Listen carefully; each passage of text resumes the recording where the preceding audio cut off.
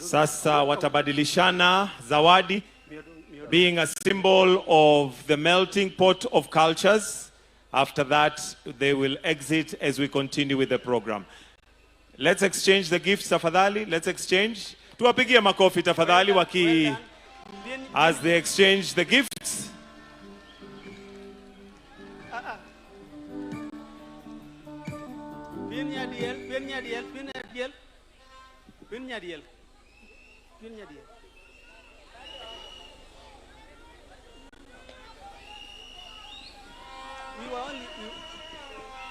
We were only exchanging.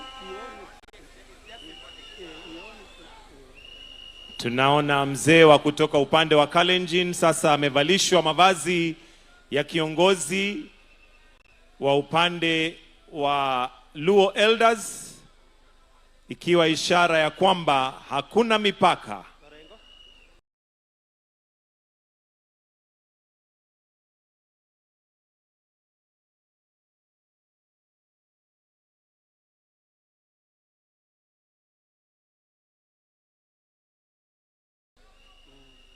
Tumpigie makofi, anaonekana ameburudisha kabisa, ako sawa. Okay.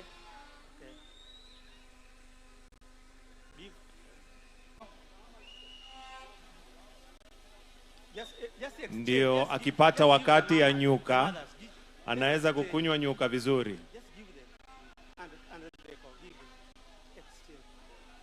Okay, thank you so much. Let us go to the college inside. Can we exchange now?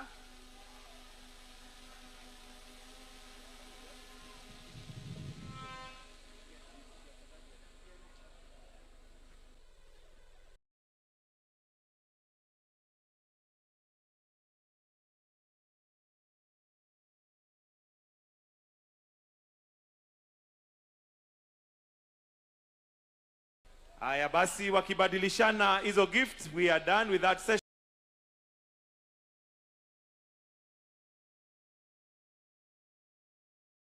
Sasa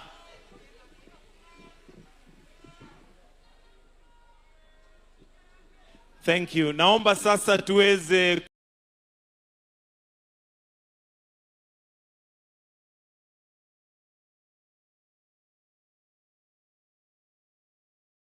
kuchukua viti vyetu. Viongozi, the elders, I request that we kindly allow Oluga PS for State Department for Medical Services to come and make some brief remarks as we progress with the program. Tumpigie makofi akija tafadhali. PS Oluga, karibu.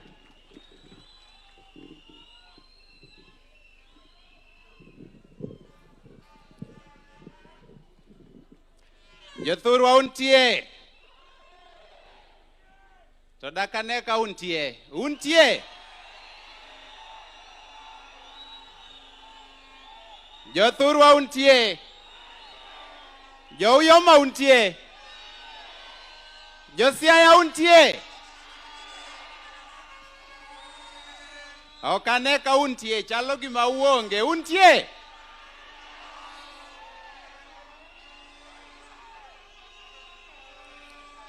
Your Excellency, the President of the Republic of Kenya, Dr. William Samoei Ruto, Party Leader, Dr. Oburu Oginga,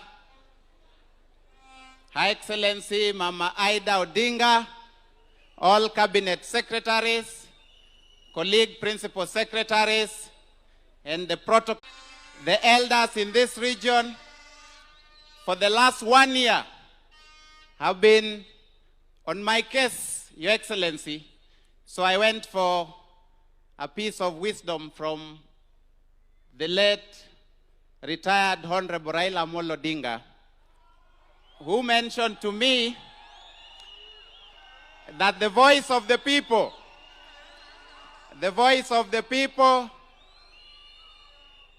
cannot be overruled. And so, Your Excellency, today we are very grateful that you found time to come and say hello to the people of Uyoma, to the people of Siaya. Your Excellency, this day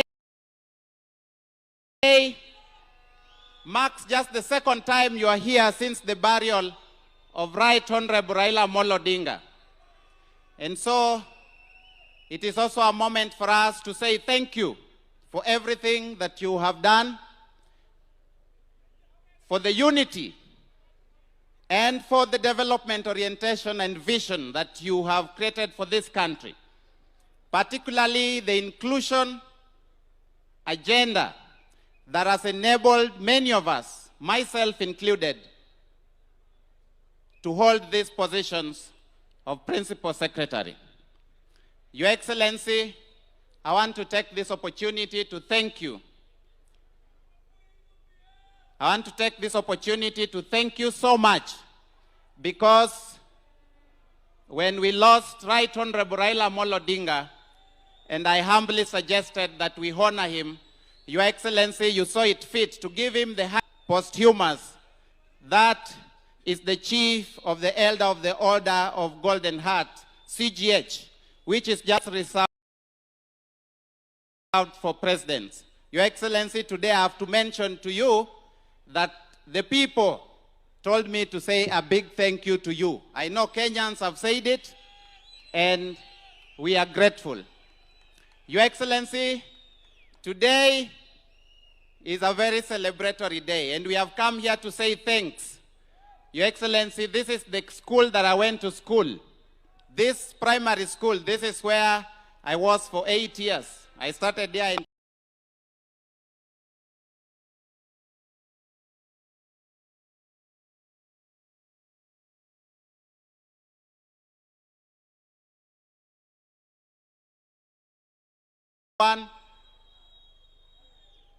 up to class 8.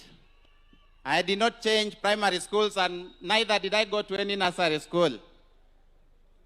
And from here, God has been gracious to me. God has opened my ways. I stand here courtesy of your trust to implement the vision that you have for this country. In that journey, Your Excellency, there are many people who have held my hand. Your Excellency, I have my family here. I have my mother, who endured all odds, working in people's farms to ensure that we feed and we go to school. Your Excellency, there are many people, teachers, lecturers, the board of Maranda High School, the church that built for my mother the first house. My mother is a lay reader in the Anglican Church. And sir, when we were having a leaking grass-thatched house, it's the church that came calling and built for us the first house. So today is a big day for me, Your Excellency, because in many occasions, I have wished to say thank you publicly to everyone that has ever touched this life, to the many professionals, my colleagues, doctors who are here, and the health workers who supported me, who made me who I am, who pushed my name to be known in this country. And today, Your Excellency, I also say thank you. I say thank you to Right Honorable Raila Amolo Odinga, who saw it fit that he can suggest me to your government. I say thank you posthumously to him. Your Excellency, you remember, this event was supposed to be on the 18th of October.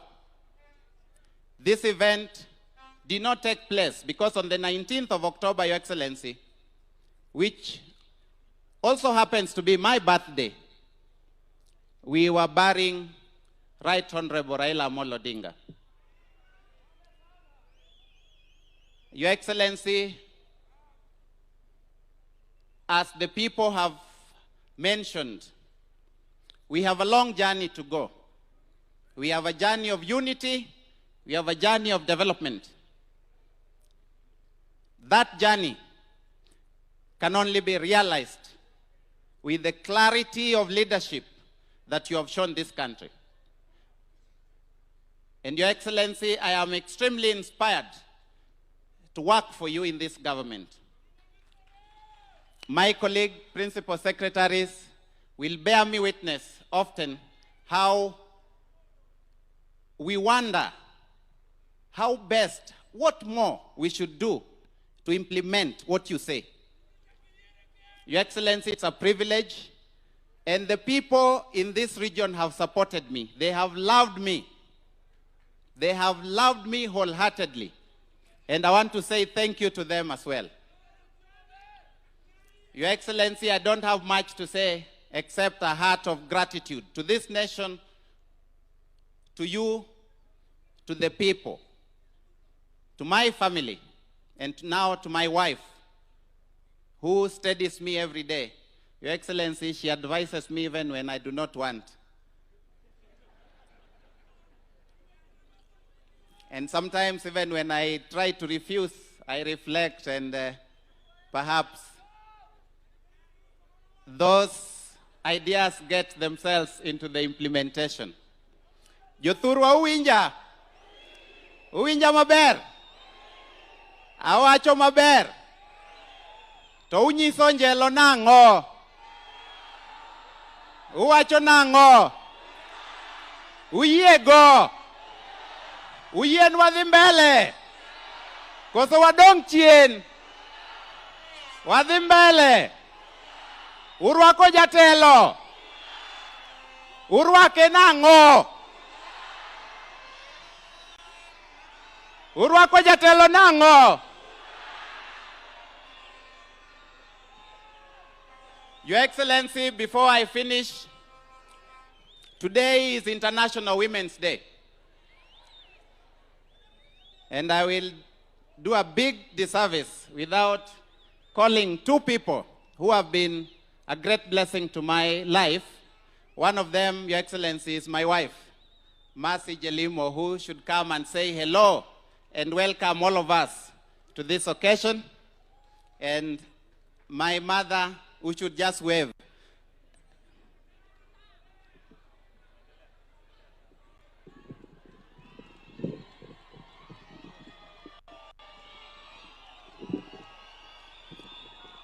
Your Excellency, Dr. William Samoei Ruto, distinguished guests, all protocol observed, good afternoon.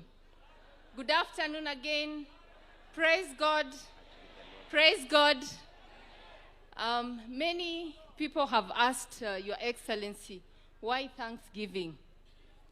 But if you come from this region, and if you've interacted with the people of Ouma, if you've interacted with the people of Rarieda, then you will know why we have to give thanks.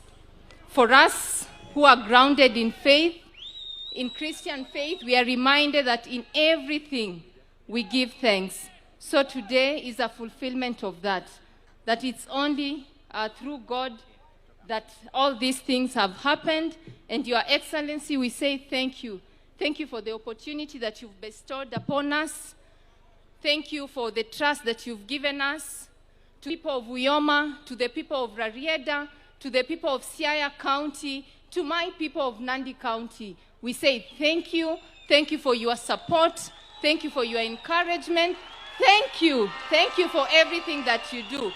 And together, let's be united and move forward together. Asanteni, asanteni, asanteni sana.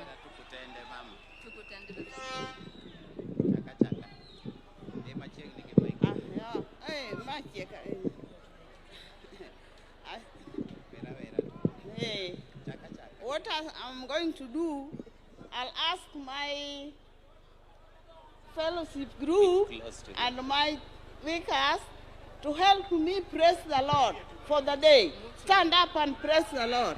Tukutendereza Yeso Olimana Gandiga Yeso Omsaigo Nasisa Neva Yeso Mloko Si Neva Sanyo Nalunla Lansia Fosa Poponya Wakis Akisanyo Esa Kuma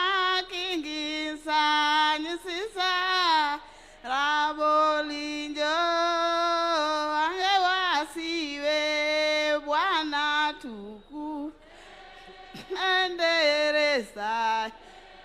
Yes, oh, yes, oh, Malimana Gandiga. O Musa Ignasisa. Never sayom lokosi. Thank you very much, my friends. Before I leave this, I should thank my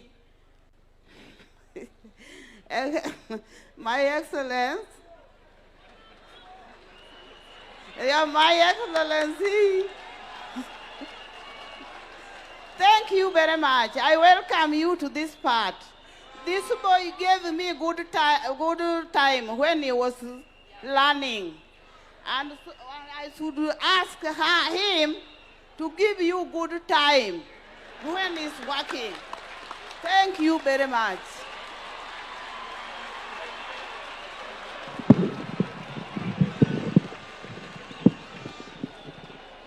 Your Excellency, as I call Dr. Chris Kipto, who is going to introduce all my colleagues, Your Excellency, I have to finish by telling you that this ceremony would have happened anywhere. The people of Vihiga were the first to request, because that's where I worked, and they told me, and they came to the office, that they wanted to do a Thanksgiving and a homecoming. I used to walk with a small briefcase from home to home, doing heart tests in many villages in Western, Your Excellency. And then, Your Excellency, I worked in Nairobi Metropolitan Services, where with your support, Your Excellency, we did quite a bit of work building hospitals. And so you will see a huge delegation from Nairobi here, and they have told me, Your Excellency, that this is just the first of the occasions that they want to extend to you. And Your Excellency, I am also grateful to them. I welcome all of you to this Thanksgiving. I ask you to walk this journey with me, and I ask you to walk this journey with His Excellency, Dr. William Samoei Ruto. And I want you to walk this journey with the country to the first world status as envisioned. Thank you. God bless you. Wawacho nonjelo nango. Wawacho nango. Waiego. Waiego. Dakane. Ba, zero urukamano. Thank you, Your Excellency.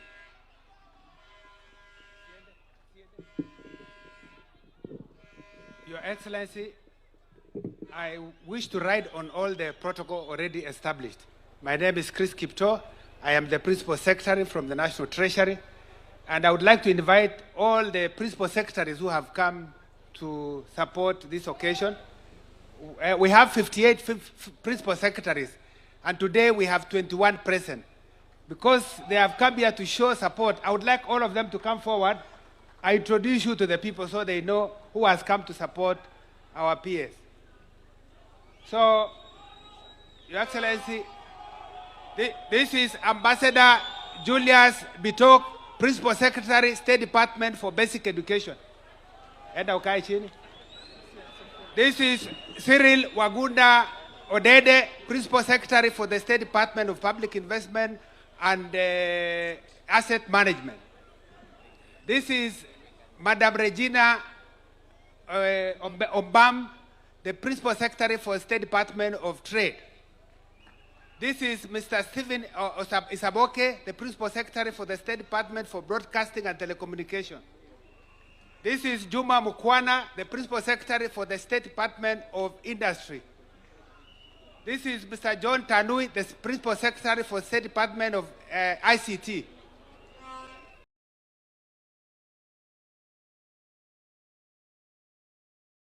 This is Dr. John Ololtua, the Principal Secretary for State Department for Tourism. This is Madam Susan Mangeni, Principal Secretary for the State Department for SMEs, Small Medium Enterprises. This is Madam Karen Acheng Agengo, Principal Secretary for the State Department for Children Welfare Services.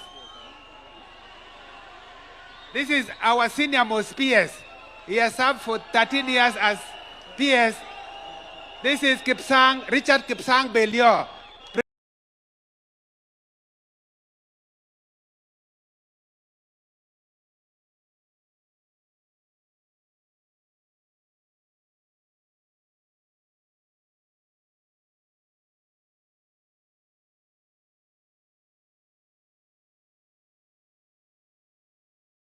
Secretary for State Department of Immigration.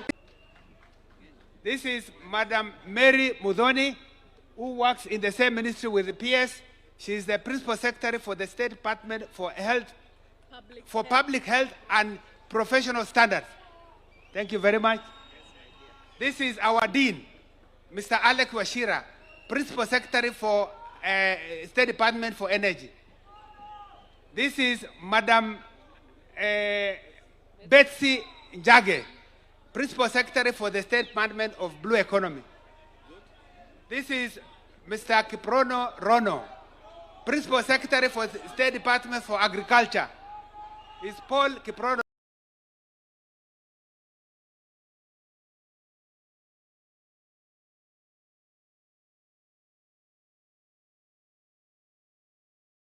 Rono. This is Mr. Harry Kimutai. Harry Kimutai from the State Department for Mining. This is Boniface Makoha, Principal Secretary for State Department for Planning. And huyu ni kijana wa nyumbani. Jothurwa untie. Jothurwa Umar. Wanyiso President Ruto nango. No awachone nango. Nyasaye ogwedhu. Congratulations, PS Oluga.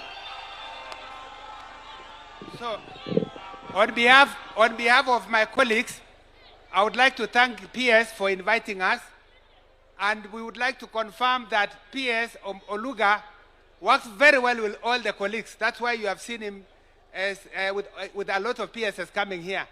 He's a young man. He has just finished 1 year, but has done very well under the leadership of Adan Duale in the ministry. He runs a budget. The CS Duale runs a budget of 138 billion. Out of that, Oluga runs a budget of 106 billion. And that's a lot of money. On behalf of, we want to come back here to support our PS in his primary school. PS, we are challenging you. We want to come and support you, rebuild your primary school. So set a date, and we will all come together as PSs to support you. Thank you very much.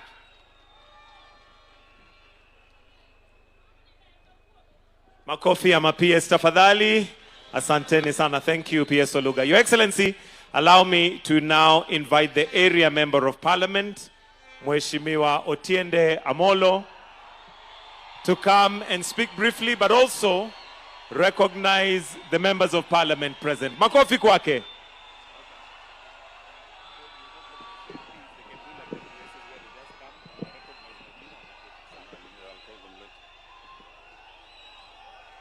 Your Excellency, the President of the Republic of Kenya, Honorable Dr. William Samoei Ruto, my party leader, the Honorable Dr.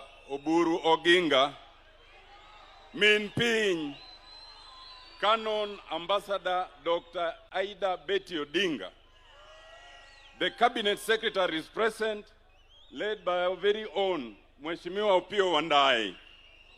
We also welcome, I'm sure for the first time in this part of the world, Waziri Aden Duale. All the principal secretaries, as already recognized, the governors, led first by my party chair, Excellency Gladys Nyasuna Wanga, our neighboring governor, Governor Excellency Jaduong Otuoma, Karibu Dala, my colleagues in the National Assembly, I see my chairman, Dr. Nyikal, is present. I see Senator Tom Ojienda is present. I see my our newest kid in the block, from Mugunja, Moses Umondi. Moses chungi huanegi. Mondo jog mai moyer maja Ugunja moyer moka okarwandawe. Uruake. Wantiere kai gi neighbor Dr. Gideon Ochanda. Wantiere kai gi mheshimiwa Mark Nyamita.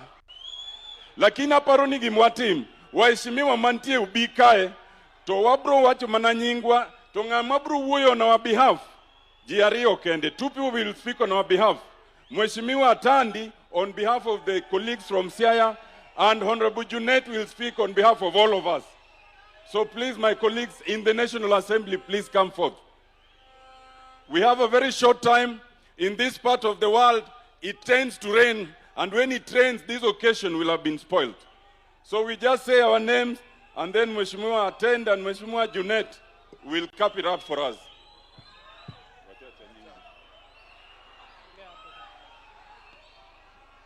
Josiah Umar, Ani Lungani James, Dr. James Nyikal, MP Maseme, Jose Mumosu, kendo wagonwero kamano kuomi wawuoyi matiyonwa, ero kamano uru.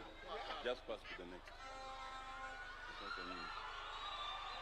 Haya, Josiah untie. Joshua Odongo Oron, MP Kisumu Central. Thank you. Josiah untie. Honorable James Onyango Koyo, MP Muoroni, Border. Dr. Oluga, congratulations.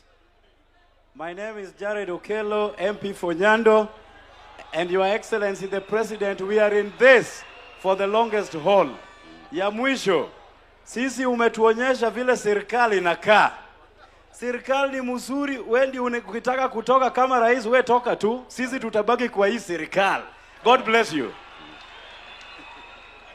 Josiah untie. Ani Lungani Mark Nyamita.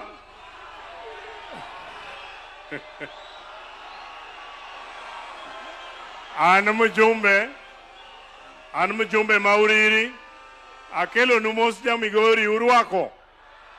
Unyiso President William Ruto nango. Ukone nango. Nyasaye obed kodu. Joturu auntie. Joturu auntie. Wamor. Kwa majina mimi naitwa Jafeth Mokaya Nyakundi, mbunge wa Kitutu Chache North kule Kisii, na mimi ndiye mweka hazina wa chama tawala UDA. Harambe! Harambe! Mungu awabariki. Josiah fuana urukama. Josiah Umar. Untie. Unyiso President Ruto nango. Uwacho nango koni. Ero urukamano. Now, jirande Rarieda, mrembe uru. Msa uru kendo. Ma Dr. Chanda Gideon MP Mabondo. Jirande wadwa wuotho achiel e yodni. Waduto wawuotho kwa chomo kamoro achiel, ero uru kamano. Josiah untie. Josiah meubadu badu. Ani luongane Elisha, Ochieng, Odhiambo, Akuba. Muijoga. Uwacho ne President William Ruto nango. Nuona. Kendo. Josiah untie. Ani luongane Felix Odiwuor Jalango, mbunge Malang'ata. Kendo wan Nairobi waseyie ni wadhi wuotho gi jatelo wuodhi nyaka daka mogik.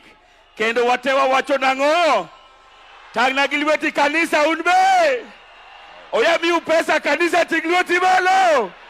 Jokoni onte tutamero urukamano. Aya Siaya oe. Siaya untie. Ani luongana Dumo Wuor Janyakach Kogero. Ero kamano uru. Siayo! Siayo! Vijana power! Vijana power! Chure chure! Chure chure! Tunataka power. Odoro power. Karibu Odoro power. Oburu power. Ruto power. Jacob Wanga power. Moses Omondi, MP Maugunja, erukamano. Thank you. Siaya untie. Untie. Mimi naitwa Senator Alan Chesang kutoka kule Trans Nzoia. Na Trans Nzoia wanasema William Ruto 2 term. Siaya mnasemaje? Mnasemaje? Hebu nione kwa mikono 2 term William Ruto. Asanteni sana, Mungu awabariki. Erokamano. Jaluo wacho ni kamit titimo nade. Ni kamit titimo nade. Ani luonga ni Moses Otieno Kajwang. Ane seneta moa Homa Bay kocha. Erokamano. Thank you. Thank you very much. We have our deputy governors, but I'll be calling you later. We have William Muduol Denge and Dr. Willie from Kisumu. We have, Mr. President, we have our Council of Elders. They are here in their numbers. The Luo Council of Elders mantie ka chunga urute mondo oneu mondo gine ni untie. This is the Luo Council of Elders in its entirety. Joturwa untie. Umor. Mr. President, let me address you briefly and then I continue. First is to thank you, Mr. President. Mr. President, this is Rarieda, but this part of Rarieda is called Uyoma. Rarieda comprises 2 divisions. Rarieda, which is Asembo, and Uyoma. In this part of Uyoma, the first and last time a sitting president visited was in 1964. 62 years ago. That is when Mzee Kenyatta came on tour and came to the home of the late Honorable Achieng' Oneko. And then when he left, he went to visit Dio Makasembo. In all these years, we have not succeeded in getting any sitting president come to this part. We were lucky that when the late President Moi visited us, but he only usually used to come to Luak. Later, President Kibaka came, but he went to Rarieda Secondary. Mr. President, we were not lucky to have the President Uhuru Kenyatta visit us while he was president. But you have visited us twice already. You visited us in Asembo, at Waziri Owalo's place. You visited us at Ramba when we were burying, our late colleague. Yes, George. Today, you have visited us in Uyoma, and we are therefore very happy. Thank you very much. Mr. President, I thank you. When we were burying George Oduor, I made 3 requests, and I want to confirm to our people that ulitimiza vile ulisema. La kwanza, we requested for completion of the Akado-Kalandini Road and for extension from Kalandini to Luaka Elijah. We are thankful, Mr. President, and Honorable Attorney Meli will confirm to our people that that promise was fulfilled. The construction should be starting soon. We just add that they fast track it. Mr. President, we then secondly requested affordable housing by way of hostels. And we requested that we put one in Masala KMTC, that we put one in Mahaya TVET, and we put another one both in Aram and Buaja TTC.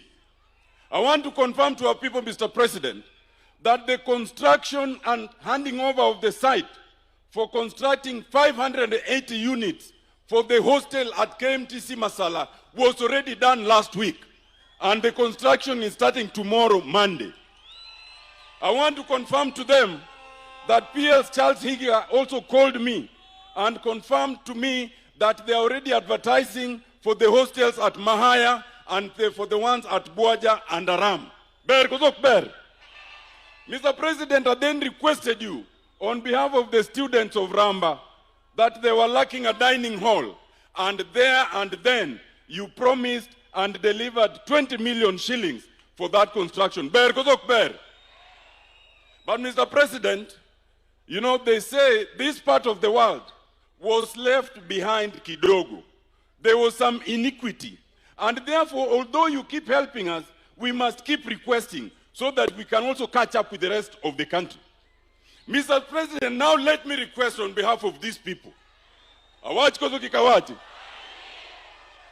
Mr. President, first of all, there's a major road called Gagra, Madian, Ndigwa, Gudwa. It is only 12 kilometers. Mr. President, we beseech you, because in terms of budget prioritization, it is you. And then you now instruct us through Atandi to effect. We request that you just declare and have it tarmacked for us. Mr. President, secondly, these people of Uyoma donated 17 acres of land to Jaramogi Oginga University. But although they donated it, that land is lying idle because the university has not had sufficient allocation. And that was marked as Jaramogi Oginga Campus of Aquatic Sciences. We now request that you give us a special allocation so that they can start construction. And we will request the university to name it Raila Campus for Aquatic Sciences. Uwinja kozo kuwinja. Mr. President, as you heard, PS Oluga went to this school. This school is both primary and secondary. Dr. Kipto has promised that they'll come back and work on the primary. But on the secondary section, and it has produced some very serious alumni. Dr. Oluga is one of them. The alumni of Okela Secondary, where are you? I think there's Ben Aete there, there's Wakili Sam Muga, there's Steve, yes, Roslyn Obala is there. All of them, all these alumni. They had instructed me that I make a very special plea. Hello? That these students, all the other surrounding schools, we've managed to get for them buses. But Okela Secondary still does not have a school bus. Koro, on behalf of these students and the Okela community, I humbly request that you consider, just don't, I know sometimes, you usually close your eyes and just do these things. Just close your eyes and just do this thing. Akwayo kuzoka kwayo. Mogik. Lastly, Mr. President, are just 2 administrative instructions, which if you give, I know it will be done. First, Rarieda is so big, but it is only one sub-county. We request that you give instructions, and if you give, my friend Dr. Ray Omolo will effect immediately, so that we have Asembo as a sub-county and Uyoma as a sub-county. Just administrative instructions. We also request for an administrative instruction that, Mr. President, this part of Uyoma is a peninsula, and this peninsula has 2 tarmac roads that run parallel. One is called Ndori Luanda Kutieno. That is under Kenya. Then there's another one called Bondo, Missouri. It is only under Kenya up to a place called Kipasi. Then now from Kipasi to Missouri, it is under Kera. We request that you just order that it does not make sense for one road to be divided into 2. Let it be under Kenya from Bondo all the way to Missouri. And in between, there are 3 roads that join them, which are also not under Kenya. Masala Manyuanda, Konakawaka Mituri, and then Nyabera Ndigwa. If those ones can all be fixed under Kenya, we will all be very happy. Hello? Lastly, as the Vice Chair of the ODM, I want to assure you, Mr. President, that 4 of our organs have passed 2 very important things. First, the Central Committee, then the National Executive Committee, then the National Governing Council, and then the Parliamentary Group. All of them have unanimously passed 2 things. The first is that our party leader is Dr. Oburu Oginga. Hello? The second instructions that they have given us is that they have instructed Dr. Oburu Oginga to lead us in structured negotiation with you and the party UDA. Hello? Now, I know you are a hard bargainer, Mr. President. We saw this during Kofi Annan's time. So we know you will negotiate structurally and very hard. But we want to assure you that we will also negotiate very, very hard. And when we come out of that negotiation, barely low, uwinja gozo kuwinja.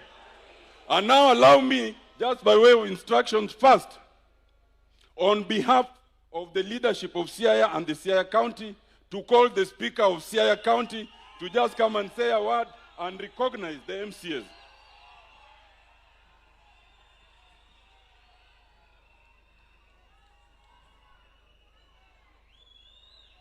Thank you.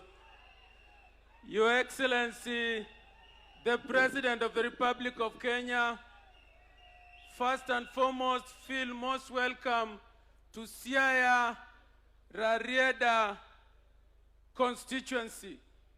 Your Excellency, mine will be very brief. First, I want to ask members of the County Assembly that are here to be upstanding for recognition, because politically, as presently constituted, there could be doubt. We want the doubt to be eliminated, that the President can ascertain by looking at you and seeing you that you are all here, members of the County Assembly. Wako hapa wote, tafadhali tuwakaribishe kwa makofi. I'm also aware we have members of County Assemblies from Nairobi, Kisumu, and Homa Bay. Could you also be upstanding, honorable members? And Busia, thank you very much for coming. Your Excellency, a question has been asked here time and again. And on behalf of the people of Siaya, me as the Speaker of County Assembly, allow me to ask on behalf of the Siaya people, the ODM party members, and your lovers, the lovers of the late Raila Amolo Odinga, that will as many as are of the opinion that our party works together with the President of the Republic of Kenya for the good of our people and our region, say aye. And will as many as of a contrary opinion say nay. The ayes have it. Your Excellency, the reason I asked that question is deliberate. For those of us who believe that the seed you and Baba planted of uniting this country requires that we come for dialogue with good faith.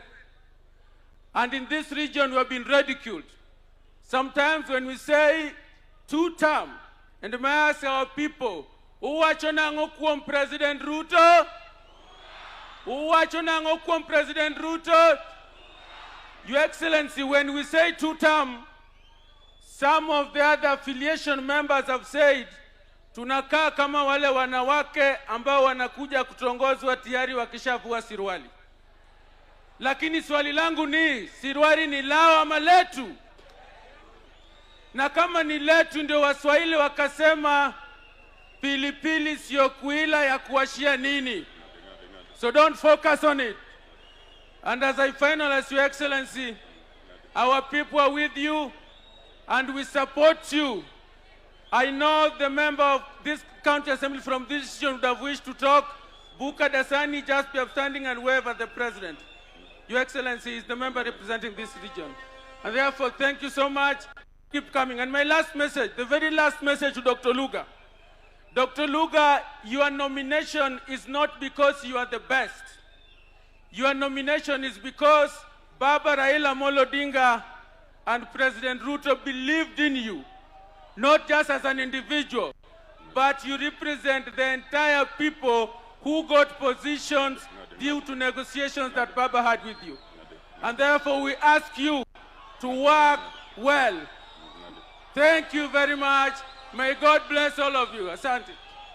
Thank you. Now anyone who we call, please, strictly 1 minute.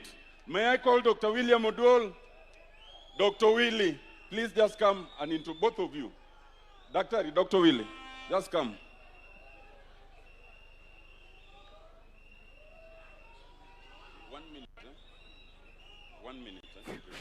Your Excellency, sir, allow me to ride on the protocols already set. Yoturontie. Kawachone William Ruto to wajon tutam. William Ruto. And Kaka William Odol Denge. For the avoidance of doubt, I want to confirm and affirm that Sisi kama county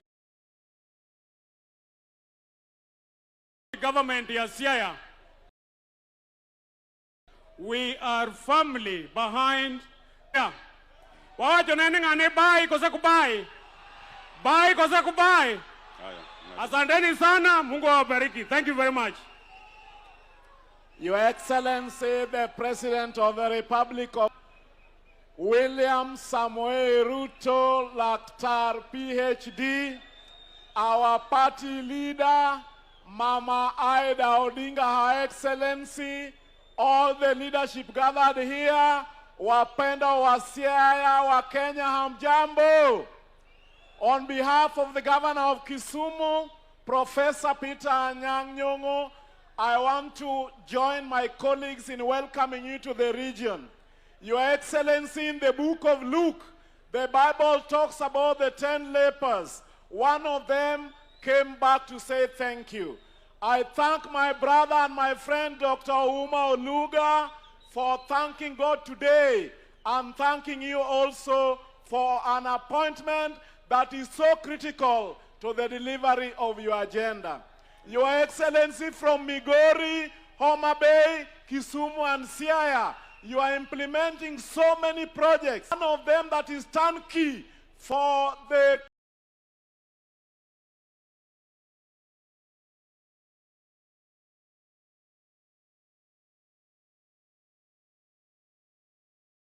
economy of the region is the extension of the SGR from Nakuru into Kisumu. That will bring the economy into life because we will have a connection with the seaport of Mombasa. We also thank you for the appointment of our mother, Min Ping, as the permanent representative to the UNEP. Your Excellency, you have stood with us. We have no reason not to stand with you. Josiah Untie. Uwachone President nango. Uwachone nango. Thank you. Let me now invite the MP for Lake Usonga, Sam Matan Meli.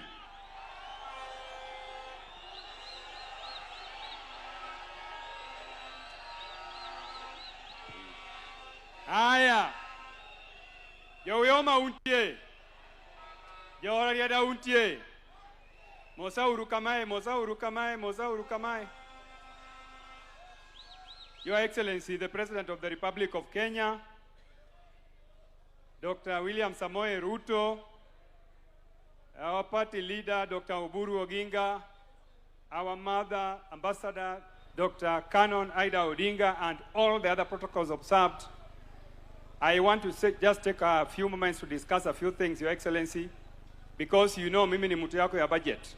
So I must be able to communicate to our people some of the projects that you have allowed us to put in your budget.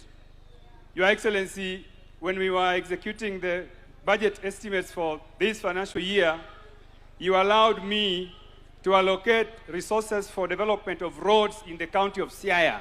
And I want to confirm to Your Excellency that a total of 9 new roads will be commissioned. And I want to request you that in the next month, please come back to Siaya so that you can engage in expansive development projects that I have cited.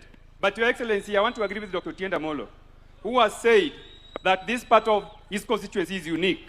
And Your Excellency, you remember that we negotiated with you to complete the road that connects Seme to Rarieda constituency. And that road is called Wanga Road, Kalandin through Asembo Bay.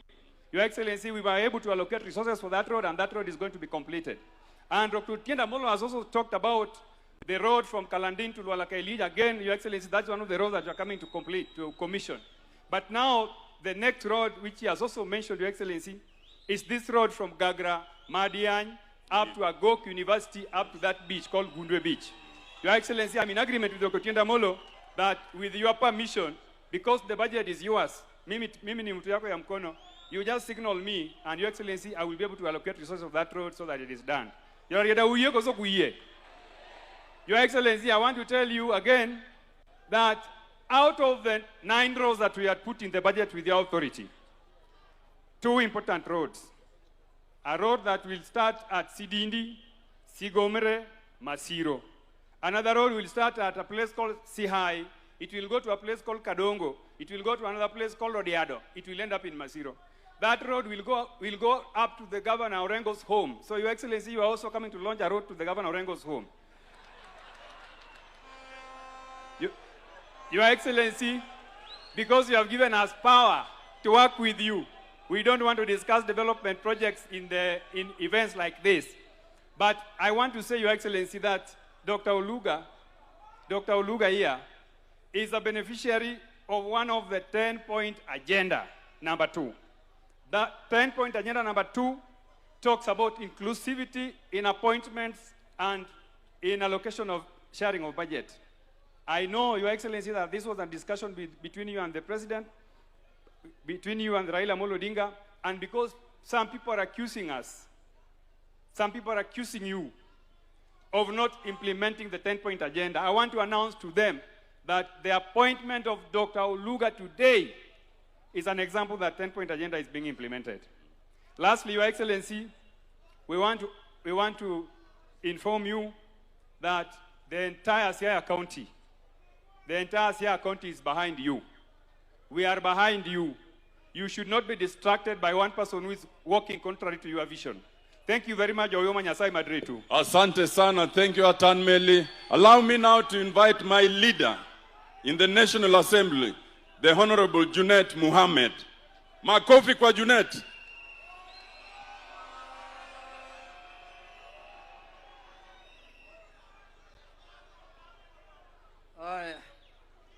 Josiaya untie. Nikisema ODM mnasema nini? ODM. Mnataka power? Aya. Sasa, Your Excellency, the President of the Republic of Kenya, my party leader, Dr. Oburu Oginga, Mama Ida, Canon Dr. Ida Odinga, Her Excellency, Ambassador, na wabunge wenzangu wote na Uyoma, Josiaya, Bwana asifiwe. Mimi nimefunga, sitaki kulumbana na watu leo. Lakini nina machache ya kusema. Jambo la kwanza, Mheshimiwa Rais, mimi nakuja kupongeza Dr. Ouma Oluga kwa kuchaguliwa kama Principal Secretary. Mimi nakumbuka, na nilikuwa na baba, nakumbuka kimakini ya kwamba mkiongea na baba kuhusu mambo ya SHA, kuhusu mambo ya hospitali, wakati hiyo ndio ulianzisha SHA, na baba alikuambia ya kwamba ako na kijana mzuri sana ambaye atakusaidia kazi. I was there myself. Na baada ya hiyo ukaajiri kutoka ODM watu 14 kwa sababu ya serikali ya broad based na kwa sababu ya inclusivity. Kuna wengine wanalete porojo ndani ya ODM. Wanasema ya kwamba ati wale watu wameenda kwa serikali ya broad based kutoka ODM wameenda kivyao. Nyinyi mnajua baba, mtu wako kwa ODM anaweza ingia serikali nyingine bila baba kukubali. Si baba atakumaliza hapa duniani kama angekuwa. Hawa watu walitumwa na baba, wakiwemo pamoja na Dr. Oluga. Hawa ni watu wa ODM ambaye wako ndani ya serikali ya broad based. Mtu yeyote asilete porojo ya kwamba kuna mtu ameingia serikali kivyake. Lakini wasisahau pia mambo ya chama. Hawa pia wakumbuke ya kwamba ODM iko na hii negotiations ikifanyika kuna appraisal. Wakumbuke chama, wafanye kazi ya chama, Your Excellency. Saa nyingine wanasahau chama. Ya pili ni mambo ya 10-point agenda. Mimi nimesikia wenzangu wakisema ati tarehe 7 ndio mwisho ya 10 point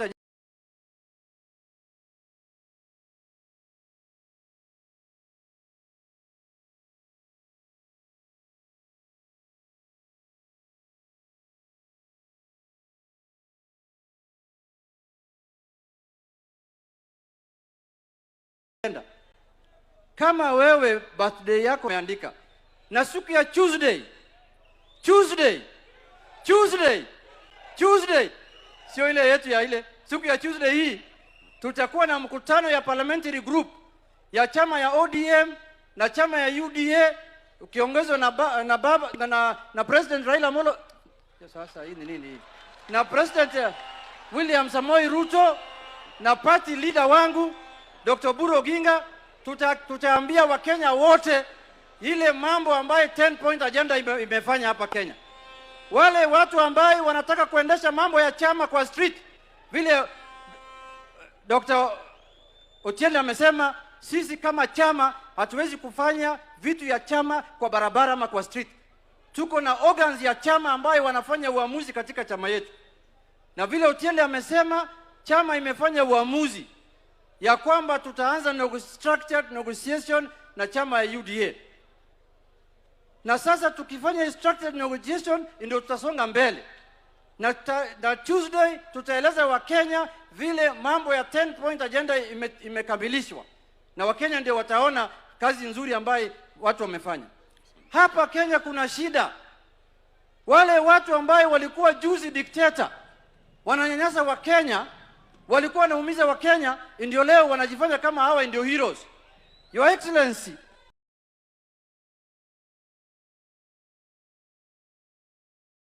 tuko katika maeneo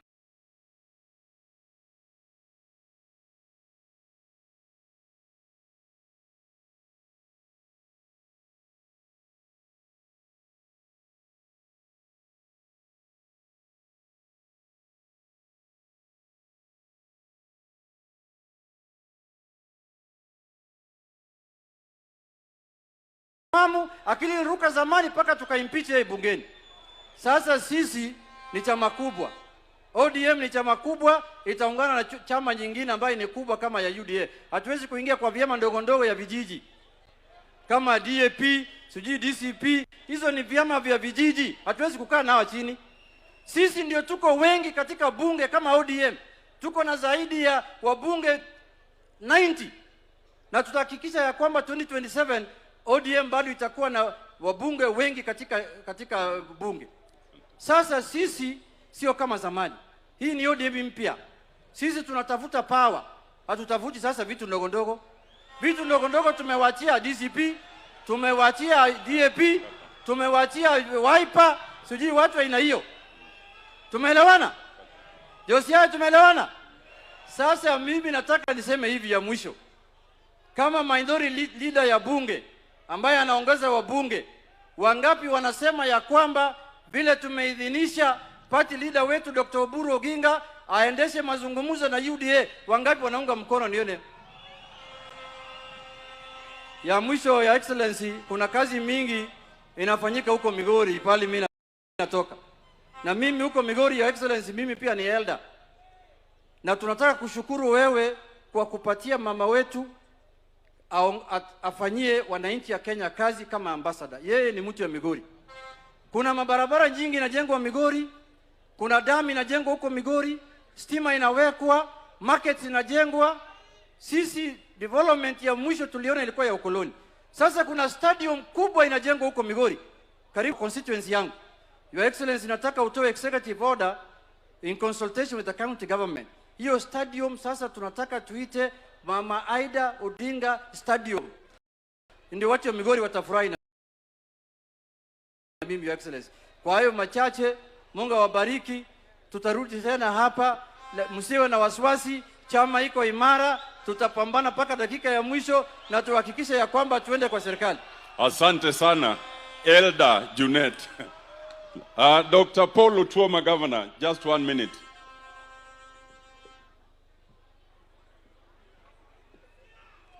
Asante sana. Asante sana watu wa Siaya we. Asanteni sana. Mheshimiwa Rais, vile nimekueleza kule tukiwa Bondo, mimi ni jirani hapa. Na my party leader aliweza kunialika na nikaitikia. Na imenikumbusha sana wakati baba alikuwa, wengi mnajua hapa, sherehe zote za hapa mimi nilikuwa nakuja. So hiyo uhusiano tutaendelea kuwa nayo. Mheshimiwa Rais, nakukumbuka tu kitu moja. Kwa sababu najua pia utakuwa Busia hivi karibuni. Na mimi nakushukuru na na invite watu wa hapa. Ile tu jambo nakumbuka, mtu ameongea hapa mambo ya kupita, sisi tulikuwa tunaenda Canaan na baba. Na ukasema tupite Singapore. Na mimi nikakumbuka, Mheshimiwa Rais, sijui ni bahati tu ama ni mambo kidogo imeshikana, wakati nilichaguliwa kama gavana, kuna kitabu moja nilinunulia baraza langu la mawaziri. Ilikuwa inaitwa From Third World to First World. Na nikaona hiyo mambo vile umesema, vile baba alikuwa anataka maisha bora kwa kila Mkenya. Tushikane. Na party leader wetu ODM hayumbi. Our party leader is Oburu Oginga. Na hiyo Tuesday tutakuwa kule kuunga serikali yetu mkono. Asanteni sana. Nafikiria watu wa kutoka Busia mlikuwa umetambuliwa, mnaweza beba tu mkono, sisi ni majirani, huwa tunasaidiana pamoja. Asanteni sana, Mungu awabariki. Asante Gavana Otuoma. Mnikubalie sasa nimuite our chair, Her Excellency Gladys Nyasuna Wanga.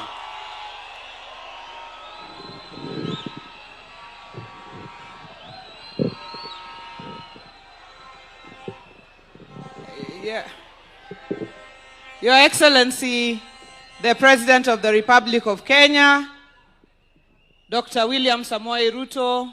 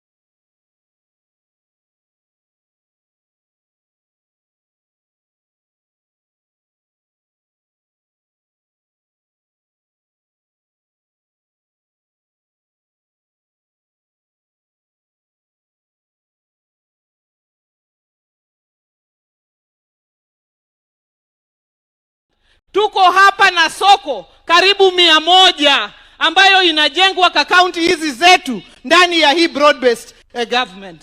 Tuko hapa na fish landing sites ambazo zinajengwa kutoka huko Wakula Mfangano mpaka hapa Asembo Bay na huku Siaya ndani ya hii broad-based government. Jothuru wa ber kosok ber.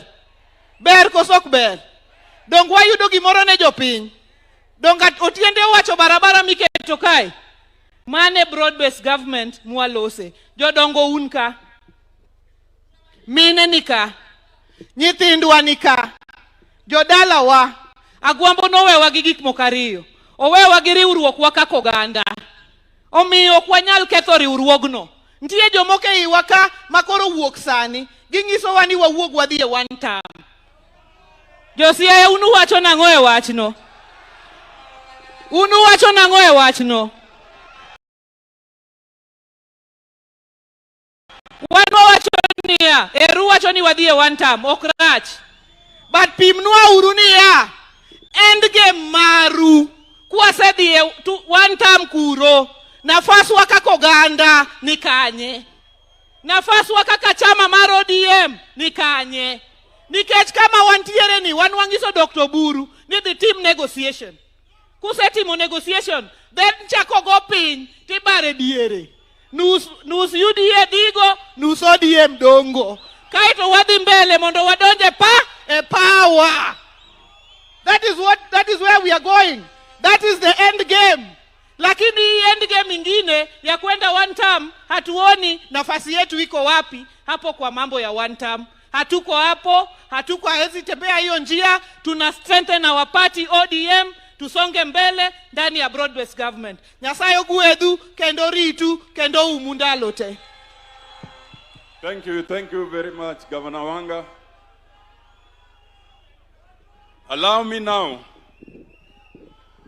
to invite Waziri, who is Dr. Oluga's boss, Waziri Honorable Aden Duale.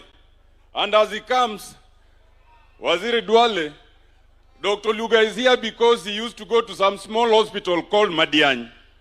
That Madiany needs special intervention. Ukiona ameweka kitu kikubwa hapo, you don't fire him. Just understand that he needs to support Madiany. Karibu.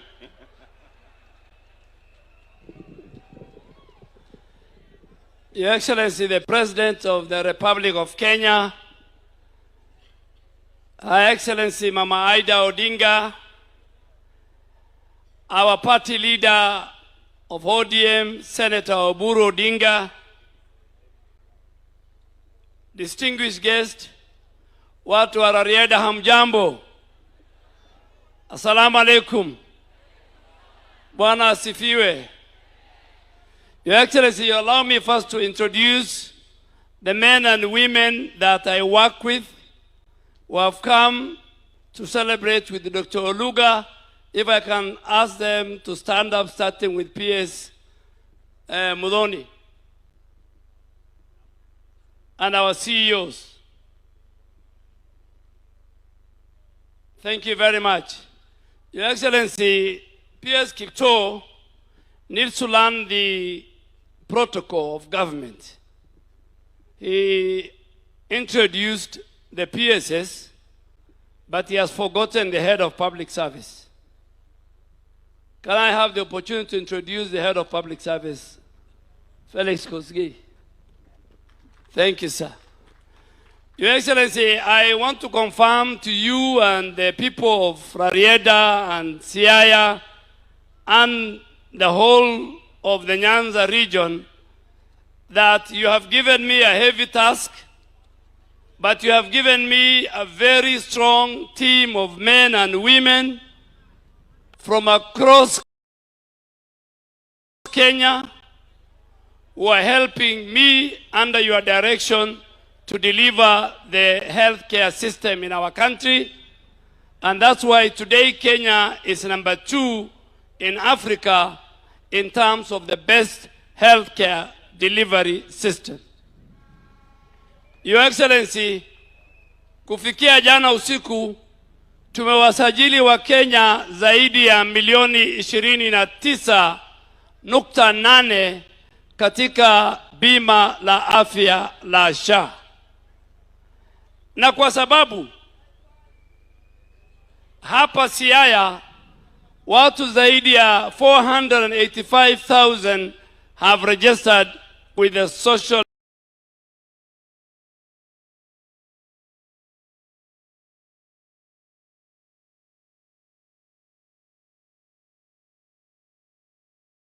Health Authority when we took over, which is very unlikely. And for to set the record straight today here, Nyeri County has over 548,000 citizens registered with the SHA. Nyamira County, we have registered half the population. Out of the 606,000, 305,000 are registered with the SHA. And in Kitui County, where the former vice president comes from, and these are information I'm giving them for free, 482,000 citizens have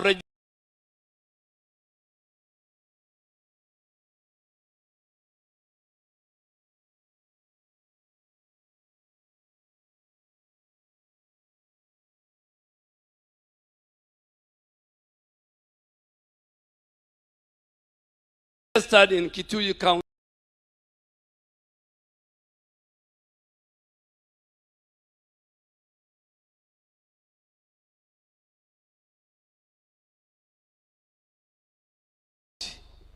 Testimonials of how the Social Health Authority in 14 months have transformed the healthcare system.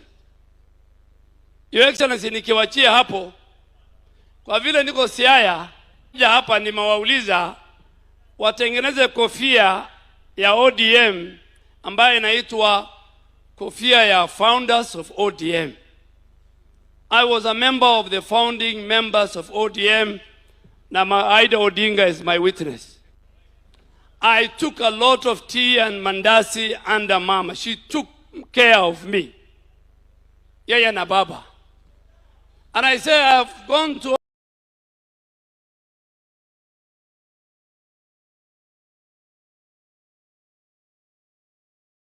only 2 political schools.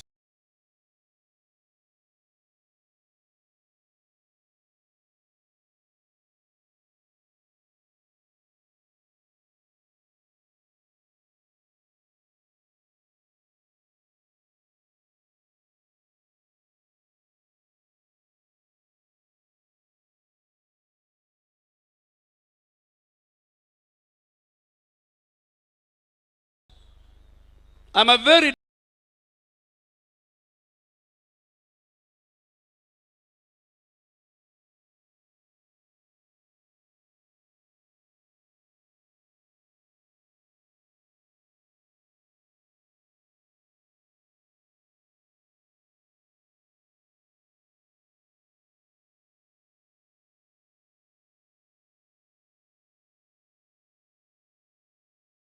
experienced students.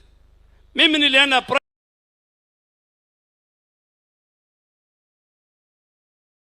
Luo, munisikize leo vizuri.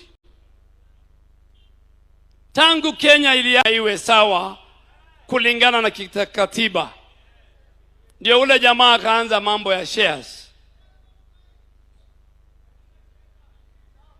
Leo Mheshimiwa William Ruto, wale wanampinga hawana sababu nyingine. Wanampinga kwa sababu wewe mbona unaunganisha Kenya? Mbona unawasawasisha Kenya? Mbona unafanya ile chakula ya Kenya, mbona unaipakua kisawasawa, kikatiba, na kila mtu apate haki yake?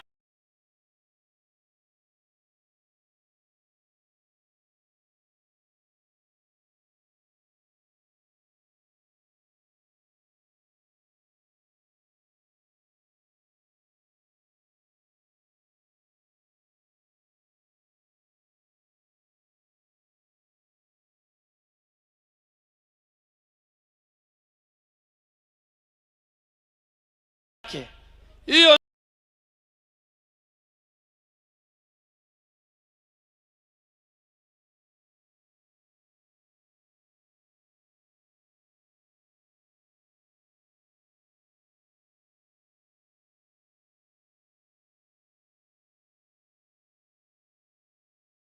ile dhambi pekee, the only crime President will. We are seeing dignity, we are seeing equality for the first time, and we must have a discussion as a country. You cannot have a country that is run like the animal farm, that one is more important than the other. Your Excellency, Dr. Oluga ananiambiaga kila siku, nilimwambia mimi ni mzee. I have went through valleys. I will be your mentor. And he keeps telling me, please mentor me. But I want to assure you, we will deliver the healthcare system. And next election, mimi asubuhi niliuliza hii River Yala iko wapi? Hii River Yala, wacha niambie watu ya Siaya. Watu wejia Mandera, Mombasa, maiti yao ilitupwa hapa. Na ilitupwa na nani? Na Fred Matiang'i. Fred Matiang'i huyo anatafuta kiti, he must answer for the death and the destruction he has caused. Under the leadership and instruction of his boss. Na mnajua boss yake ni nani?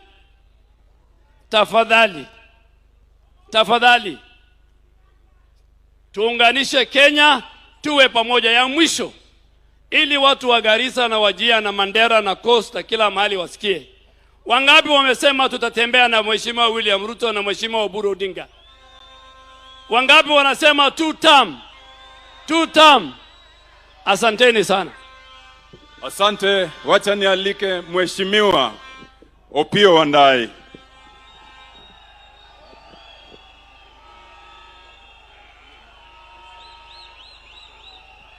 Your Excellency, kwa sababu ya wakati, mimi sitaongea mengi, kwa sababu naamini hawa wananchi wako na hamu kukusikiza wewe. Mheshimiwa Rais, niruhusu nitoe pongezi kwa ndugu yangu Katibu Mkuu Dr. Ouma Oluga. Mheshimiwa Rais, niruhusu vile vile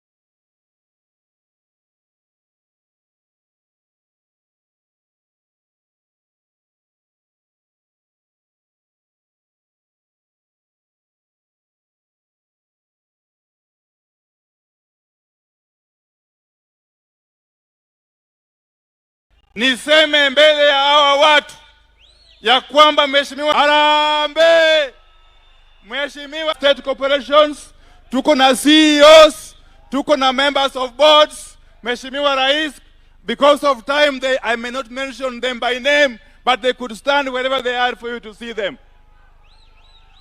And one who is among them, one foremost member of that group, is the son of the soil, Mheshimiwa Engineer Nicholas Gumbo, ambaye ndiye mwenyekiti wa Kenya Sugar Board. Huyu mungwana Mheshimiwa Rais ameniambia ya kwamba through your leadership you have been able to help us establish 2 new sugar factories. I don't know if you are here. Okay, it's okay. Sawa Mheshimiwa. Sasa mniruhusu Mheshimiwa Rais. It's okay Mheshimiwa. Asante. Sasa niruhusu Mheshimiwa Rais nichukue nafasi hii kumwalika. Okay. Haya. Aya. Okay, fine. Just say a word. Your Excellency. I will. Thank you. Just very briefly. Your Excellency, Dr. Oluga, thank you so much. Your Excellency, I want to take this opportunity to thank you for appointing me to be chair of Sugar Board. Your Excellency, when you appointed me, I explained to you that Siaya was standing out for the dubious reason of being the only county among our 4 sister counties which does not have a single factory. With your instructions, sir, I want to inform you that we now have 2 sugar factories which will be operational by the end of next year. Thank you, sir. God bless you. God bless Dr. Oluga. Aya, asanteni sana. Mwenyezi Mungu azidi kuwabariki. Thank you very much. Aya. We have run out of time. We've run out of time. We only have Mama Ida, our party leader, and then the president. But only in recognition. Our cultural leader, Mzee Odungiranda, where you are, just half a minute. If you could just give him that microphone where he is. Odungiranda, mozo jin dakika chiel. President Oyenin mimoso jito ok mang'eny. Dakika ena chiel kende.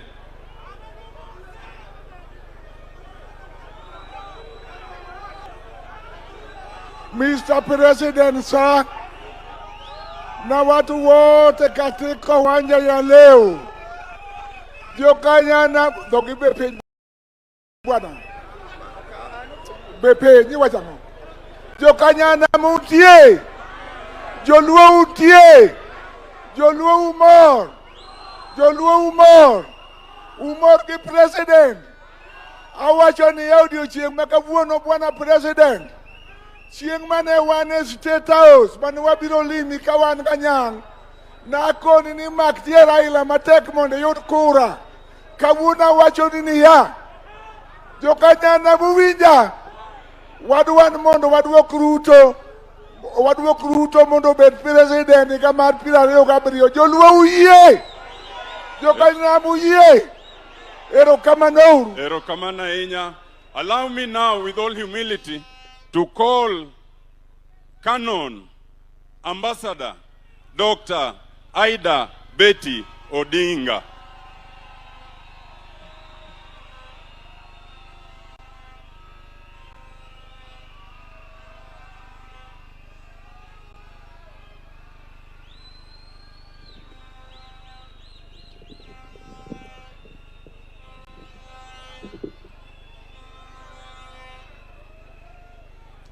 Thank you so much. God is good. God is good. Jothuro uke Nyasaye. Nyasaye ber. Nyasaye ber. To sechete. Kendo mane kite. Your Excellency, the President of the Republic of Kenya, we want to welcome you to Rarieda, to Siaya, to this part of Kenya, but we also want to thank you for being with us in good times and in bad times. I know you've been with us in bad times. And when I talk of this, I want to give special thanks to you today for being with us when Baba left us. We don't know what would have happened had you not stepped in. Thank you for being with us that time. But I also want to thank you for being with us in good times. Like today, when we are celebrating the appointment of Dr. Oluga. This is a good time. Doge mano ber jothurwa. Kaber en kodwa karach ben kodwa. Today, I don't want to talk much because I know the time is not on our side. But I want to mention just 2 things. One thing that I want to mention is that today is a very important day for the women of the world. And we are the women. We are the women. Today is International Women's Day. When I talk of women, I want you to think of your mother, think of your grandmother. If you are a man, think of your wife, your children, and all the women in the nation. If you're sitting next to one, just pongeza them. You don't know what it means. And if you are not born of a woman, let me just see your hand up. If you are not born of a woman, inyise akadonyuoli. Omiyo kawuono kwa celebrate International Women's Day, we want to say thank you, Lord, for this day, and we celebrate it. Dr. Oluga, you remind me of the 10 lepers. We've seen here how many people that have been appointed by His Excellency the President, me being one of them. When I was being introduced, you heard how I'm being addressed. Her Excellency, Canon, Doctor, Ambassador, Yawangatachiel. I took a silugo nyinga to give me the EGH. Donge manober, courtesy of our president. Thank you so much. But we'll follow the footsteps of Dr. Oluga and also do a big thank you that will include everybody who has had this appointment in this nation, particularly from this part of the world. I know that time is not on our side. You heard what the politicians are saying. You heard what other leaders are saying. But there's only one thing, group of people that worry me in this country. Our future is in the hand of the youth, the young people. For all the leaders who are here, starting with the church leaders,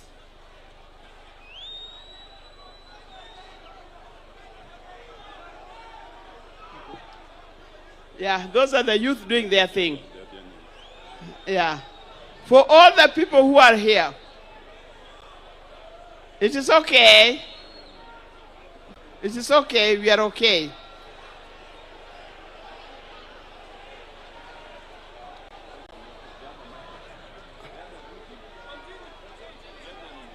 Thank you very much. Thank you. I'm just concluding. For all the leaders who are here, starting with the church leaders, starting with the elders, and all the dignitaries that are standing here, we want you to think of what we are going to do with our youth. Every year, we have new 1 million youth getting into the society who are jobless. I want us to get back to the drawing board and see what we can do with our youth. And with those few remarks, thank you very much. May God bless you. Akwayo ni wabedi mano ng'at moro mene kwelo koringe ni koro chienge mar prang'wen ochopo beduru yawa. Let's all sit down and settle. That's just something minor. And now we want to continue. Allow me now to invite our party leader, the ever youthful, Honorable Senator Dr. Oburu Oginga.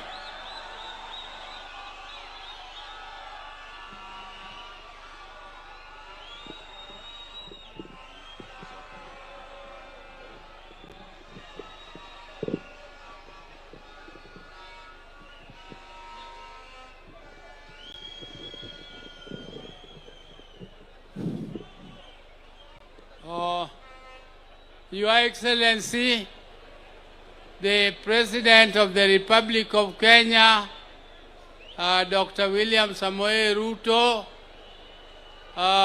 Your Excellency, Ida Odinga, all protocols observed.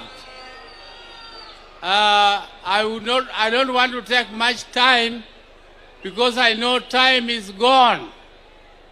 Even though time is gone, Your Excellency, I am very, very impressed.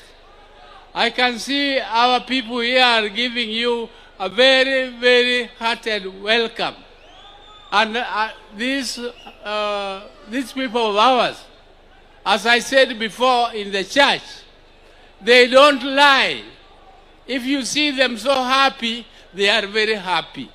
If they don't want you, when wanasema wadagi, wadagi, wadagi, kiwacha wacha. Ogiluor. Your Excellency,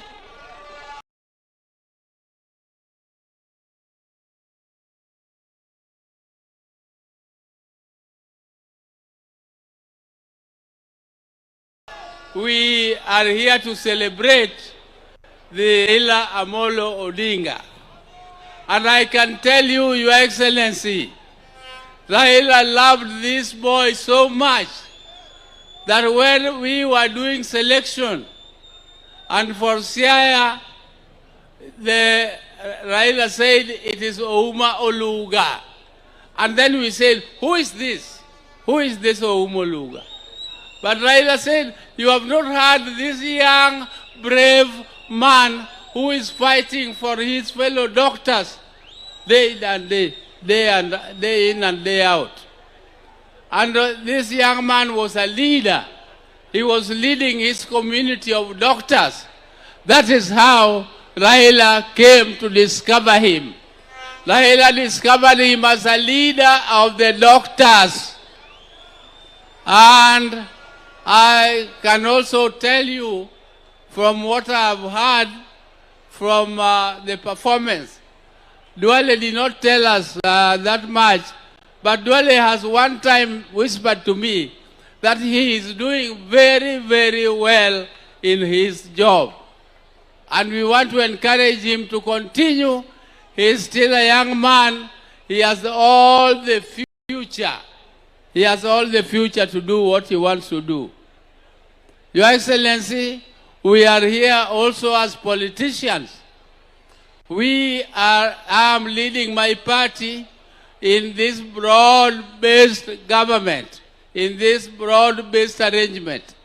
And Your Excellency, you heard it from our chair of the party that I have been given the mandate to negotiate with you.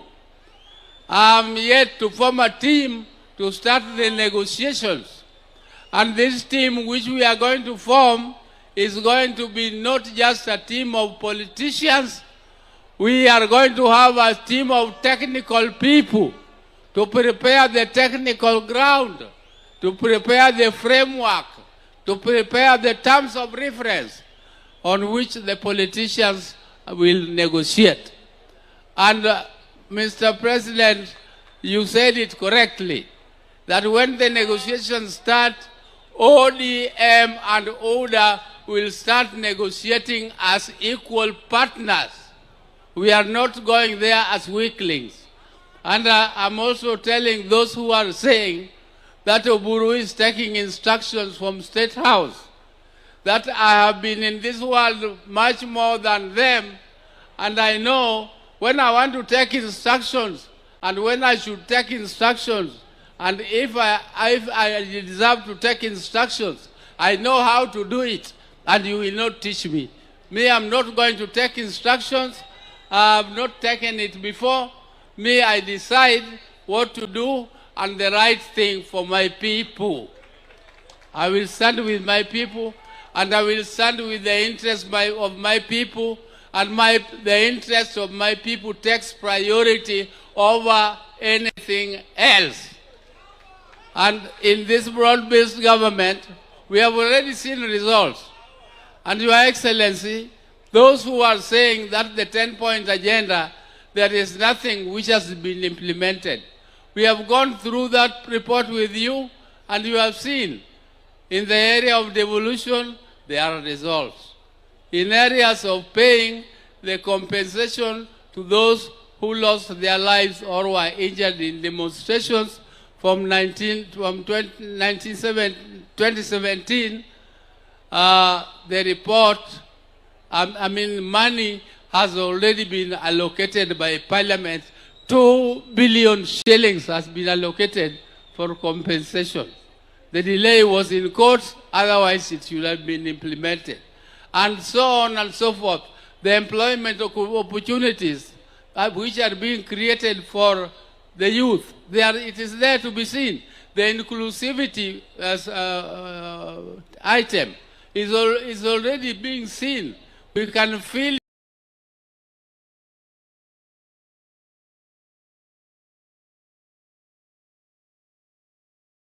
it here in our own community. You can see now we are celebrating a PS from Rarieda. And I want to say that on Tuesday, when it is finally announced, it will not be the end of the world. What is going to happen is that we are going to receive an interim report of the implementation of the 10-point agenda. It is a continuous process, and it will not end soon. It will end maybe even by 2027. Some of the items will not be over.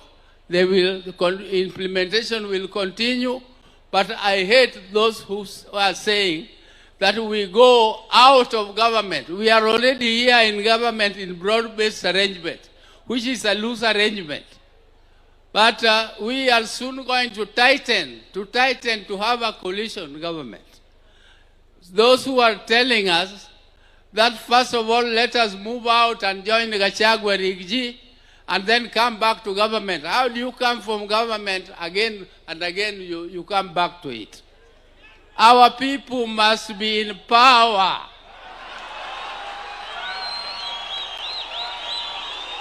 And we want power. And we want power for the people, not power for ourselves. So with those few remarks, Your Excellency, I want to end there and tell my fellow Gen Zs that we are working for you and we want to see that we are together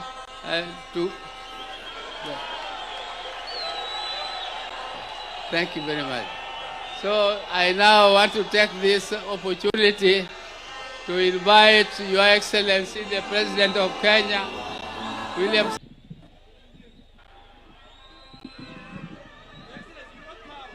Aya, tafadhali tunaweza keti chini.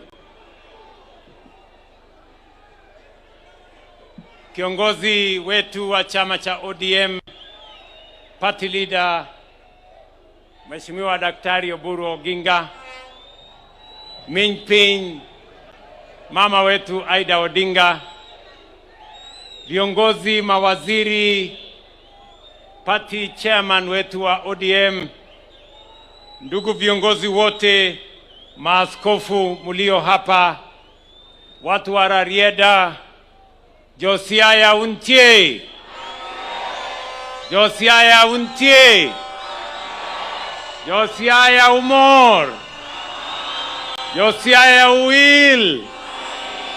Bwana Yesu asifiwe. Hebu mnisalimie hivyo hewani, ndugu zangu watu wa Siaya. Hey! Hey! Naona kuna maneno.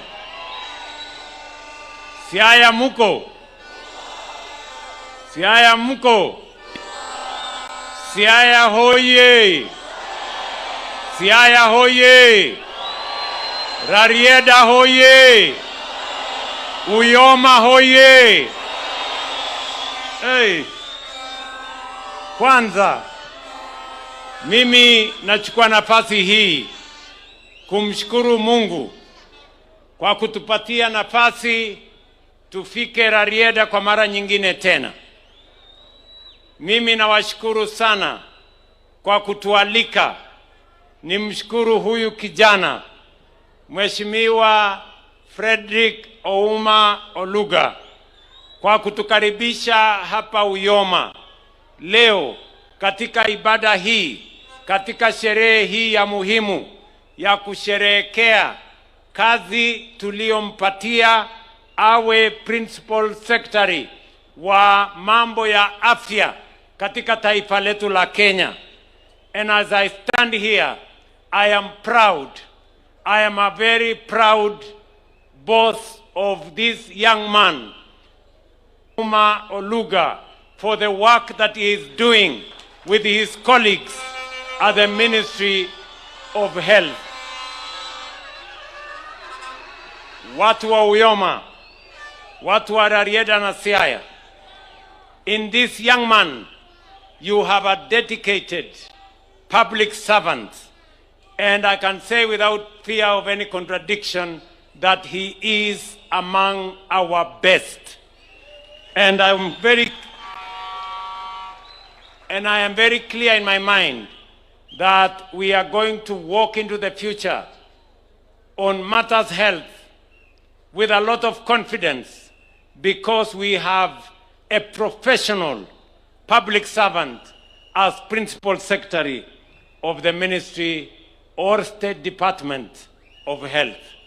Kwa hivyo nasema pongezi kwa mama mzazi. Nasema pongezi kwa watu waliomfundisha hapa katika hii shule ya primary school mahali alisomea, na wale wote waliomsaidia. Nasema pongezi for giving us a public servant that's going to serve the people of Kenya from every part of our republic. Wakati nimefika hapa na nikasikia vile mama mzazi amesema, huyo mama wa huyu kijana, umesikia wewe Oluga, mama amesema usinisumbue. Sasa wewe ukilete maneno, shauri yako, kwa sababu sasa niko na ruhusa ya mama kwamba you are a good man, ulikuwa kijana mzuri, you gave your mother an easy and a good time, and he has instructed you to give me an easy time. Usinisumbue, tufanye kazi pamoja. Na mimi nataka nimuhakikishie mama, huyu kijana wako sio msumbufu, ni mtu wa bidii, ni mtu wa kujitolea, na ni mtu wa kujituma.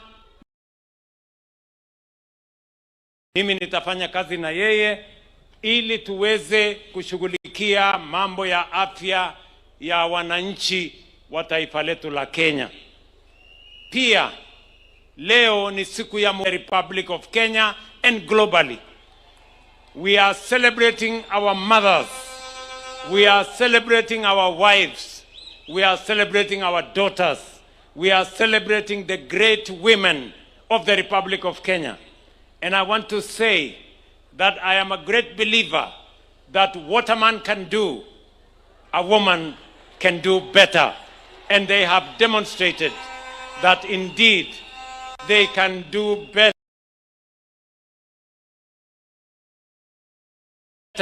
in many areas.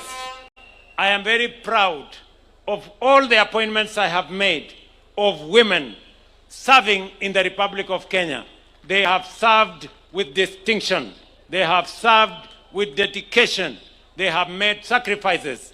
And today is a befitting day for us to celebrate the women of Kenya and all the mothers, our wives, and our daughters.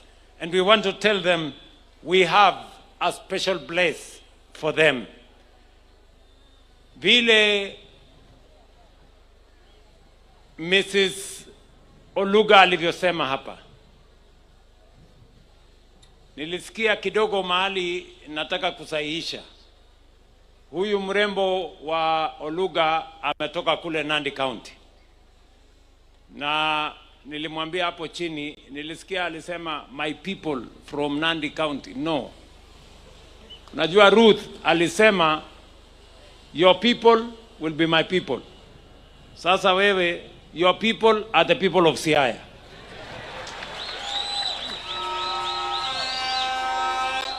The people of Oluga, the people of Ouma Oluga are your people.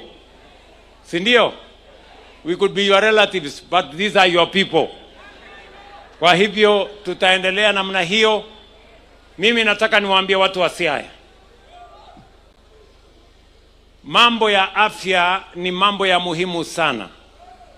Wakati nilikuwa tunapanga na Prime Minister, our elder brother ambaye ametuacha, Raila Amolo Odinga, aliniambia ya kwamba ninakupatia principal secretaries 14. Wale wengine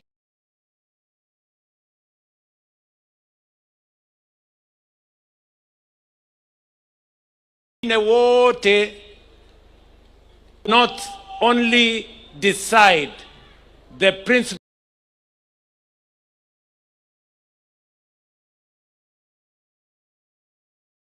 secretaries that are working with me, but he told me specifically about where to place Frederick Ouma Oluga because he knows him very well. And I want to say that the former Prime Minister was not wrong. In fact, he was right that we have a great public servant in Ouma Oluga. And with his CS, with his colleague, the Principal Secretary in the State Department of Public Health, this team, and all the people that serve in the Ministry of Health, I want to say here, without fear of any contradiction, they have done an excellent job. Leo katika taifa letu la Kenya, tuko na CHPs 1,110. Munawaona hapa. Hawa CHPs ndio mashujaa wa mambo ya afya katika taifa letu la Kenya. Hawa CHPs ndio wanafika kila boma, wanafika kila kijiji, wanatusaidia kuhakikisha ya kwamba mambo ya afya yanashughulikiwa pale mashinani. Leo katika taifa letu la Kenya, tuko na Wakenya milioni 29.8 ambao wamesajiliwa kwa mambo ya SHA. I can say here, without fear of any contradiction, that today we are beginning to see the signs of universal health as was envisaged in the Constitution of Kenya, Section 43, that health is not a privilege, is not a preserve for those who can afford. It is a right for every citizen of the Republic of Kenya. Na ndio tunaendelea kuelekea sehemu hiyo. Hapa Siaya, in Siaya County, 48% of the people of Siaya are already registered in SHA. Watu 1,400 na karibu 70 tayari wamejiandikisha kwa SHA. Hapa Siaya tumelipa pesa, the largest amount of money spent on health in Siaya. We have paid in the last 1 year and a bit 1.25 billion shillings for the health facilities in Siaya County, both for SHIF and also for PHC. Na mimi nataka niseme ya kwamba kazi hiyo ya mambo ya afya katika taifa letu la Kenya inasonga mbele kwa sababu tume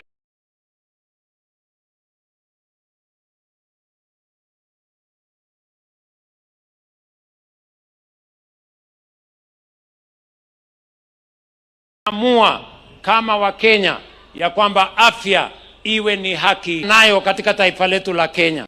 Sisi tumekubaliana ya kwamba tunaunganisha taifa letu la Kenya kupitia serikali ya broad based.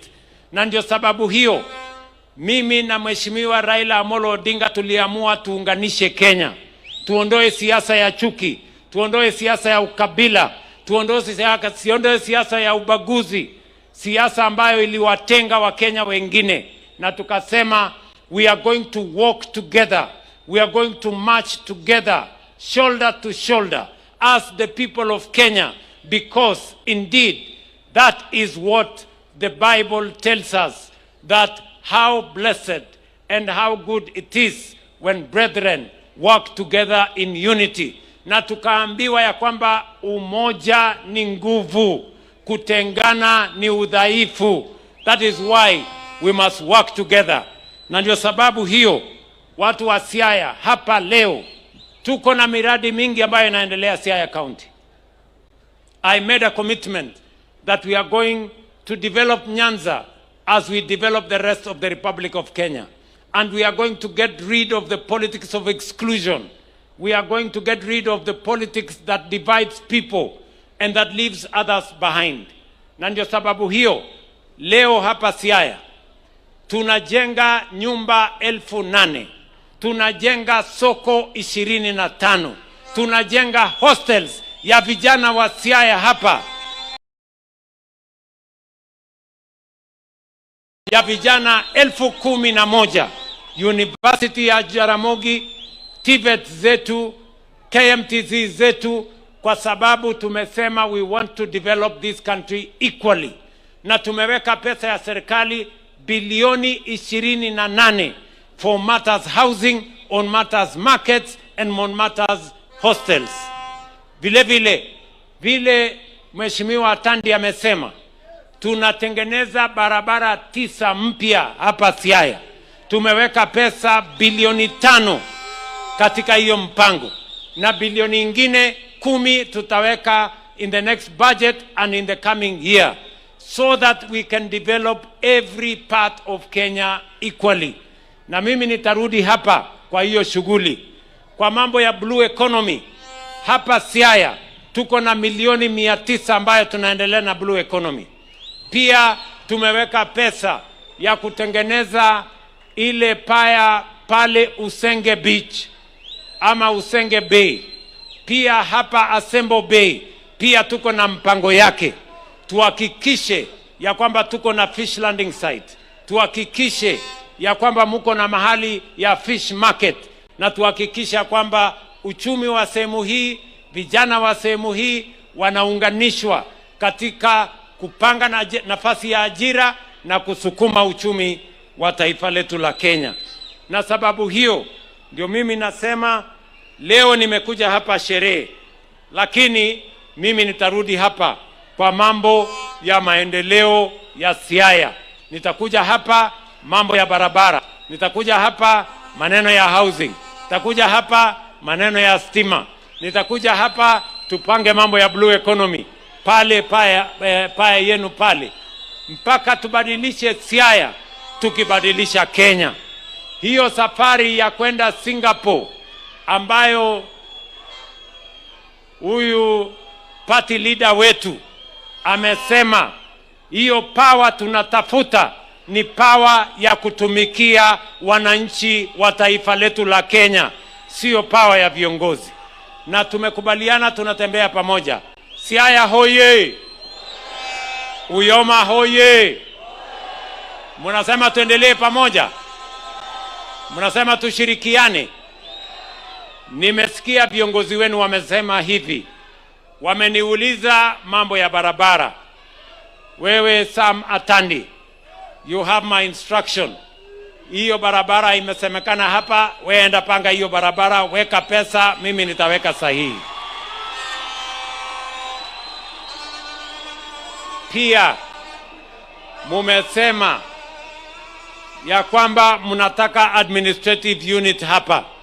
Pia na hiyo mimi namwambia Bwana Omolo ambaye yuko hapa, mukimaliza ile ku-operationalize zile administrative units ambazo zamani tumegazeti, katika awamu ya pili weka priority list hiyo county inaitwa nini?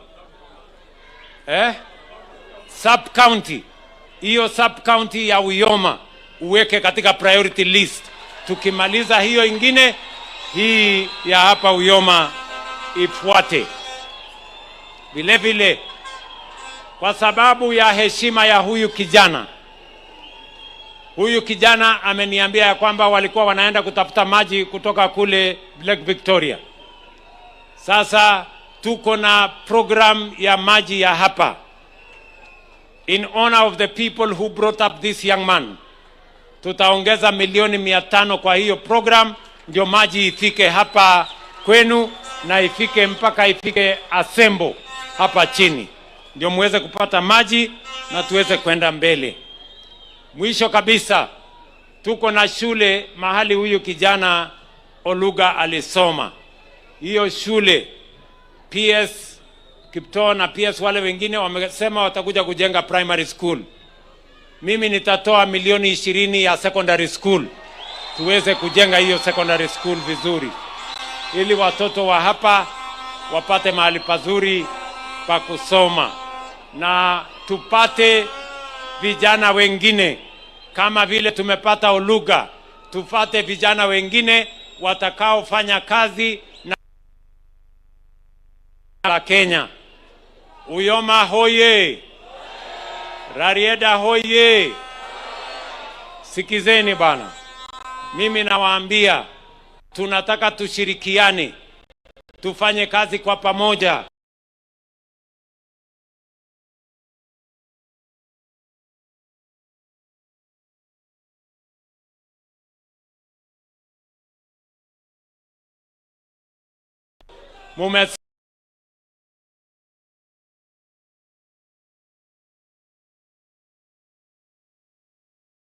Kia vile Daktari Oburu amesema, sisi tuna as equals because we belong. Ndugu yangu Mheshimiwa kiongozi wa bunge Bwana Junet amesema wata negotiate very hard. Mimi nataka niwaambie, you don't need to negotiate very hard, because party leader wa UDA, deputy party leader wa ODM. So I am on both sides and I will make sure there is fairness. Kwa hivyo you have no reason to worry at all.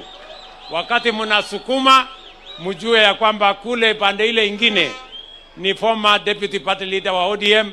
Tutashirikiana as brothers and sisters, and we are going to work together for the nation of Kenya and for all the people of Kenya.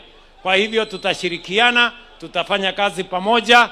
Mimi nawauliza watu wa Uyoma, watu wa Rarieda, watu wa Siaya, mnasema tufanye kazi pamoja ama tusifanye kazi pamoja? Mnasema tuungane? Mnatuunga mkono tuzungumze? Tutengeneze serikali ya kuunganisha Wakenya wote? Hebu niole wanasema tuendelee tufanye hiyo kazi kwa pamoja. Tufanye hiyo kazi pamoja.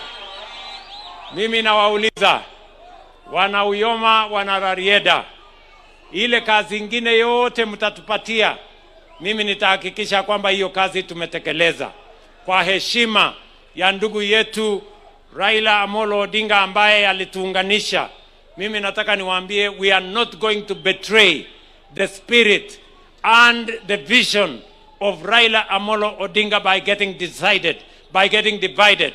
It was his wish that we work together, and we are going to make sure that we keep his wish. We work together, we balance the country, we bring the country together so that we can move as one people with a common destiny. Mnasema tuendelee ama tuendelee?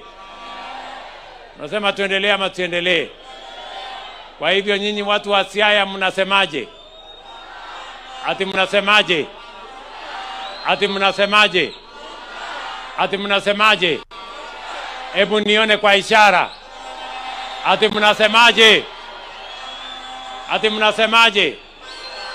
Mnasema tuungane, tushirikiane, tufanye kazi pamoja. Kwa hivyo nasema asante sana. Mimi nimefurahi kufika hapa na nimefurahi kuweka historia. Mnasema this is the first time for a sitting president in Kenya to come to Uyoma. I am very proud to be here, and you will see me many more times until we change this nation together. Asanteni sana, Mungu awabariki na wapenda sana. Thank you very much and God bless you. Haya basi